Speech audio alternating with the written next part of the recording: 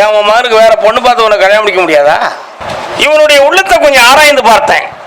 ஒருத்திட்ட மனசையும் பறி கொடுத்து மதியமும் பறி கொடுத்து அதுக்காக ஓடி ஆடி உழைச்ச செல்வங்கள்லாம் நஷ்டமாகி இப்ப ரொம்ப வேதனைப்பட்டு வாழவா சாகவா அப்படிங்கிற நிலைமையில இருக்கான். ஒரே முடிவு, கருப்பசாமி நினைச்சா எதையும் சாதிக்க முடியும், எப்படியாவது அவளை கொண்டு வந்து சேர்த்துடணும் அப்படின்னு ஒரு முடிவை கொண்டுதான் என்கிட்ட. அந்த பிள்ளைய நீ கல்யாணம் முடிச்சா 17 நாளையில அவங்க அப்ப அவளை தூக்கிட்டு போயிடுவான். உன்னை வரவிடாம ஒருத்த காலு கையை எடுத்துருவான்.